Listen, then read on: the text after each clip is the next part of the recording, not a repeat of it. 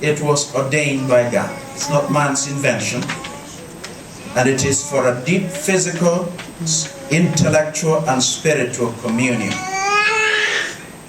I don't want to talk about the physical. Thank you. I think everybody understands that part of it.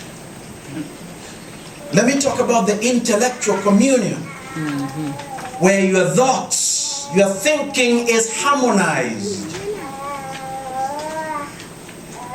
where you are sharing your thoughts on a daily basis. That between the two of you there is no secret. Wangari will never hear someone come and say, you know where I saw your husband this afternoon? At that corner X and Y, Z, because you will already have shared it. She will already know. And similarly, no one will ever go to Greg and say, oh, Wangari was saying this and that. Oh, we already planned that, we already discussed that. Or come and say, let me tell you this, but don't tell her. You will tell him absolutely, intellectually, in our thoughts, everything I know she knows, and everything she knows I know. So if you're going to tell me, be rest assured that this evening I'm going to tell her. So on that basis, you tell me anything else you want to say. Because you are transparent with one another.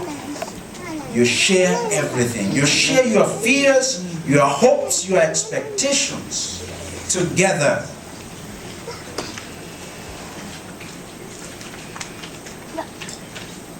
In the scriptures, we are told that in that beautiful description that Pastor Dross made here about the Garden of Eden, the man and the woman were naked and they were not ashamed. That speaks to the transparency, the level of transparency in their lives. Someone has said that there are only two states in which a man can be naked or a woman can be naked and not ashamed.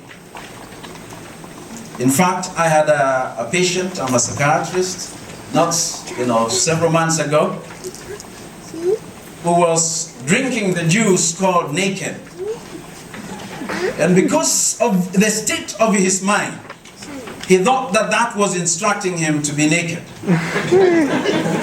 And so he stripped himself and was walking around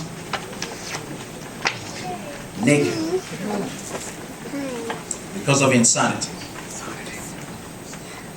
So there are only two states in which a man and a woman can be naked and not ashamed.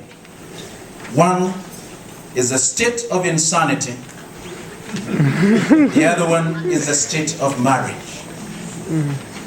You can afford to be totally transparent with your spouse because you trust them, because you love them and you know they love you. Commit yourself to one another for the sake of Christ and for the joy of your relationship. This marriage ought to mirror the relationship between Christ and the church.